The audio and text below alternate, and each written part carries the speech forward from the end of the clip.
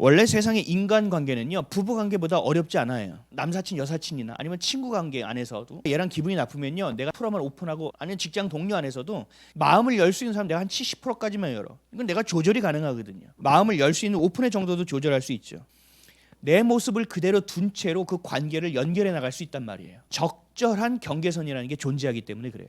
남녀 간에 사랑한다는 건 그렇지 않아요. 남녀 간에 사랑한다는 건 서로 간에 간섭이 있게 되어 있거든요. 그러다 결혼까지 오죠. 이제부터는 쉽지 않아져요. 본인이 가지고 있던 어떤 경계선이 깨져야 돼요. 내가 가지고 있던 단단한 내 자아의 껍데기를 깨버려야 돼요. 서로가 하나가 되어져야 돼요. 이게 쉬운 일이 아니라는 거예요. 옛날엔 경계선을 두고 네 것과 내 것을 구분했지만 이제는 네 것과 내 것이 아니에요. 서로가 열고 우리의 것으로 만들어야 돼요. 그러다 보니까 이게 어려워지는 거예요. 그래서 상담학적으로 봤을 때는요, 자녀를 갖는 시기는요 1년에서 1년 반 이후로 가지라고 합니다. 이런 시기가 필요하기 때문에 그래요. 서로 간의 생각을 마주하고 어떤 일에 대해서 붙드는 시간들이 필요하다는 거죠. 내가 지금까지 나를 사랑하고 나를 위하고 나를 위한 시간을 갖고 나를 보호하던 이 모든 것이 깨져야 돼요. 그래서 우리의 것이 되어져야 돼요. 서로의 것이 깨져야 돼요. 그래서 촌수가 없는 관계가 되어져야 돼요. 친밀함의 상황이 되어져야 돼요. 너와 내가 만나서 하나가 되어져야 된다는 겁니다. 그러니까 이 부부라는 것은 쉬운 일이 아니에요. 이런 작은 것 하나부터 시작해서 내 것이 존재하는 것이 아니라 우리의 것이 존재하게 되는 거예요. 서로의 생각과 서로의 마음이 하나로 동일하게 되는 과정의 방향이 필요하고, 그 과정이 필요하고, 집안에 화초를 하나 사든 TV를 하나 사든 의자를 하나 사든 서로 간의 생각을 공유하는 것이 필요한 것입니다. 특히 자녀 되면 더하죠. 에이, 그냥 공부 안 해도 돼. 안 돼. 세상이 어떤 세상인데 공부시켜야 돼. 이거 한번 부딪히기 시작하면 이거는 정말 쉽지 않습니다. 어떤 관계보다 더 마음이 아플 수밖에 없는 거예요. 어떤 관계보다 더 괴롭고 힘겨울 수밖에 없는 거예요. 부부라는 것이 서로가 서로에게 가장 큰 영향력을 끼치는 관계가 부부관계예요. 또 가족의 관계인 것입니다. 그러니까 자신의 껍데기를 깨고 자신을 보호하고 있던 그 안전하고 단단한 껍질을 깬다라는 것 자체가 굉장히 어려운 일이기 때문에 그렇습니다. 남편은 아내를 1순위로 사랑해야 되고 아내는 남편에게 1순위로 순종해야 하는 것입니다. 이것이 성경적 자기애고 부부됨의 비밀입니다. 서로가 서로를 살리고 서로가 서로를 위해야 되는 관계, 가장 기초가 돼야 되는 관계가 돼야 하는데 서로가 서로를 죽이는 관계가 되는 거예요. 근데 그것을 더 중요한 게 뭔지 아세요? 자녀가 그것을 보고 배운다는 얘기예요. 그 열매를 고스란히 먹는다는 얘기예요. 얼마나 불안한 인생을 사냐는 거예요. 얼마나 잘못된 열매를 먹고 있다라는 얘기예요. 부부의 관계가 굉장히 중요한 겁니다. 배우자를 잘 만나기 위해서는 잘 골라야 되는 눈이 필요한 게 아니에요. 내가 먼저 그런 배우자가 되어져야 돼요. 내가 먼저 주님을 사랑하고 내 안에서 자기애가 뿜뿜 되어지고 그 자랑이 넘쳐서 이웃을 살아내야 돼요. 하나님을 마음 다해 사랑하는 자가 하나님을 마음 다해 사랑하는 자를 만나게 되는 것입니다. 좋은 배필을 찾는 것이 아니라 내가 좋은 배필이 되는 것이 중요합니다. 성경적 부부의 정체성은 하나됨에 있습니다. 서로가 서로의 단단한 자아의 껍질을 깨고 서로가 서로에게 속하는 것에 있습니다. 고린도전서 7장 4절, 아내는 자기 몸을 주장하지 못하고 오직 그 남편이 하며 남편도 그와 같이 자기 몸을 주장하지 못하고 오직 그 아내가 하나니, 서로가 서로에게 매여 있는 존재, 서로가 서로를 위하는 존재, 서로가 서로를 존중하고 서로가 서로를 사랑하고 서로가 서로에게 순종할 수 있는 존재가 되어져야 한다는 얘기예요. 남편과 아내의 관계를 통해서 예수 그리스도와 교회의 관계를 설명하고 있어요. 예수 그리스도가 생명을 다해 교회를 사랑하고 세운 것처럼 남편은 아내를 생명 다해 사랑하고 세워줘야 된다는 얘기예요. 그리고 그 머리됨의 그리스도를 끝까지 순종하고 복종하고 따랐던 교회와 같이 아내들은 그 남편의 머리됨을 인정하고 순종하고 따라야 된다는 얘기를 하고 있는 거예요. 이것이 교회와 그리스도의 관계, 남편과 아내와의 관계를 이야기하고 있는 것입니다. 우리 삶을 보면 그런 부부가 보입니까? 저만 해도 여러분들에게 앞에서 제가 이제 회개 발언을 했잖아요. 저만 해도 그렇게 제대로 살지 못하고 있어요. 여러분 주변을 살펴보면 성경적으로 살고 있는 부부, 물론 쇼윈도 부부는 있을 수 있어요. 근데 실제적으로 그런 부부가 있느냐 찾기가 어렵죠. 남편이 아내를 아가페, 정말 조건 없이 사랑해주는 남편. 그 아내가 남편이 뭘 얘기해도 네 하고 따라가는, 순종하고 복종하는 아내. 여러분 본 적 있습니까? 이 찾아보기가 어렵습니다. 근데 저는 몇 커플 보긴 봤습니다. 우리가 볼 때 성경적 부부의 모습은 불가능하다라고 생각해요. 그래서 우리가 배우자를 찾을 때 어떻게 하는지 아세요? 이만하면 됐지. 아유, 이 정도면 충분하지 뭐. 야, 이 정도면 괜찮다 하고 결혼한다고요. 이게 심각해요. 더 신중해야 되는, 여러분 가볍게 여겨져서는 안 돼요. 타협해서는 안 돼요. 목숨 걸고 기도해야 되는 영역이에요. 교회를 위해서 자신의 생명을 내어 십자가에서 죽으신 예수 그리스도와 같이 아내를 위해서 자신의 생명을 내어놓는 남편의 희생적인 사랑, 그리고 교회는 그 사랑의 머리 되신 예수 그리스도에게 무조건적으로 순종해야 하는 아내와의 관계 가르쳐주고 있다는, 그리스도를 경외함으로 하나가 되어야만 합니다. 부부가 된다라는 것은요, 그렇게 세상 사람처럼 행복하기 위한 것이 아니에요. 성경 안에서 부부가 된다라는 것은요, 예수 그리스도가 교회를 위해 생명을 내어주신 것과 같은 거룩함, 성결함, 정결함, 하나됨, 구별됨을 추구하는 것입니다. 결혼은요, 부부됨, 거룩함의 가치를 붙들기 위해서 하나님이 주신 가장 중요한 관계입니다. 그 안에서의 자녀는요, 그 거룩함으로 세우신 또 다른 가정을 세워낼 수 있는 가장 중요한 사명입니다. 그러니까 세상의 우리 부부됨은, 성경에서의 부부됨은, 세상과 구별되는 부부됨은, 그 과정은 그 무엇보다 어려울 수밖에 없는 거예요.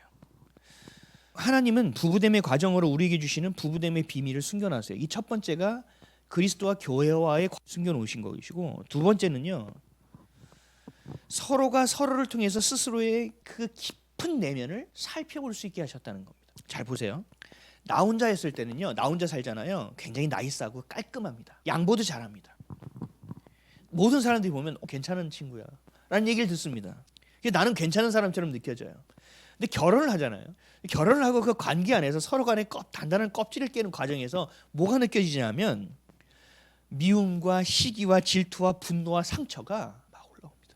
나 혼자 했을 땐 굉장히 나이스한데 이게 부부됨으로 살다가 내 껍데기를 깨기 시작하니까 이렇게 나약하고 음란하고 악한지를 처음 알게 되는 거예요. 마치 내 마음에 수면 깊이 흙이 있는데 그것을 치워야 되는데 가만 놔두니까 그냥 내가 맑은 물인 것처럼 생각되는. 근데 둘이 돼서 합쳐지니까 안에 흙이 막 저어지니까 전체가 흙탕물이 되는 것 같은 거죠. 그 흙을 어차피 버려야 되는 것이었는데 인지하지 못하는 것이 부부 안에서 인지되어지는 상황으로 올라오고 드러난다라는 얘기예요. 그러면 사람들은 이렇게 얘기하죠. 너 때문에 내가 이렇게 됐어. 너와 결혼만 안 했으면 내가 이렇게 살지 않았어. 너 때문에 내 인생 말렸다.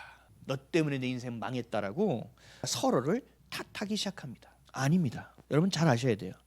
덕분에 내 안에 있었던 감이 발견되어진 것입니다. 덕분에 내 안에 있던 그 흙이 언젠가는 흙탕물을 일으킬 수밖에 없었던 그 더러운 것을 깨닫게 된 것입니다. 그것을 통해서 덕분에 진짜 내가 누구인지를 찾게 되어진 것입니다. 이 해석을 잘해야 돼요. 그러나 아픕니다. 그러나 괴롭습니다. 하지만 이것이 어떤 과정이냐? 내 자아가 죽는 과정입니다. 주님이 주셨던 형상이 왜곡되고 변질된 것이 죽는 과정입니다. 그리고 우리를 처음에 만드셨던 그 형상으로 회복되어지고 다시 살아나는 과정입니다. 이것을 성경에서 뭐라고 해요? 내가 죽고 내 안에 그리스도가 살아나시는 역사라는 얘기예요. 이게 부부됨에서 일어난다니까요. 가장 중요한 유익 중에 하나라는 거예요. 이게 비밀이에요. 숨겨놓으신. 여러분 몸이 아파요. 어느 날 암이 걸렸어요. 근데 내가 겉으로 볼 때는 아무렇지도 않아요. 그럼 이 암을 놔둬야 되나요? 아니에요. 수술을 받아야 되죠. 생사를 찢는다고요. 마취시켜서 생사를 찍어서 암을 찾아서 암을 떼어내야 된단 말이에요. 괴롭죠. 아프죠. 힘들죠. 죽다 살아나는 과정이에요. 똑같은 거라니까요. 여러분의 내면과 여러분의 하나님의 형상을 방해하고 땅에서 하나님이 주신 온전한 필요와 목적으로 살지 못하게 하는 우리의 상처와 왜곡된 것들 우리 안에 깊이 있다니까요. 그럼 이걸 어떻게 해야 돼요? 생사를 찢더라도 끄집어내야 되는 거예요.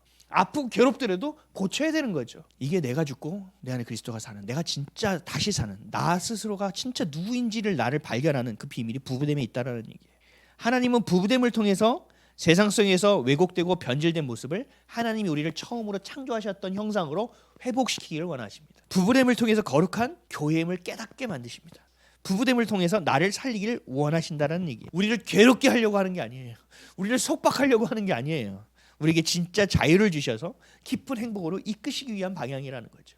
암 수술하면서 째는 건 의사가 나를 괴롭히려고 하는 것이 아니, 나를 살리려고 하는 거예요. 여러분 이 부분을 명확하게 깨달으시기를 주님의 이름으로 간절히 축복합니다. 부부는요 서로 사랑할 만해서 사랑하는 게 아니에요. 부부니까 사랑해야만 한다라는 거예요.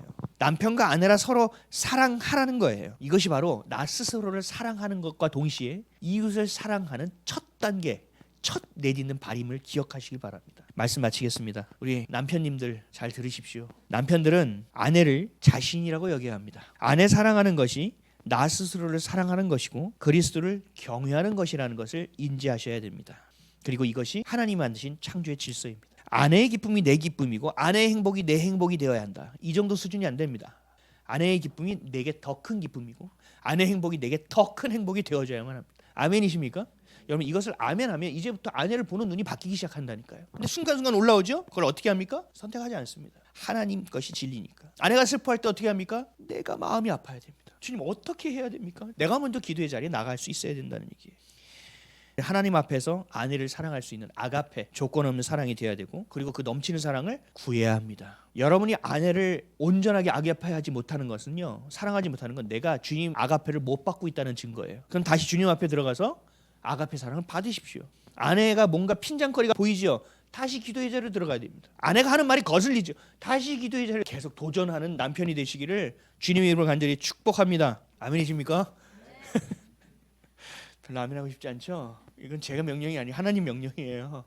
다 이제 아내분들 들으십시오. 여자분들 남편에게 죽게 하듯 존경하고 순종하십시오.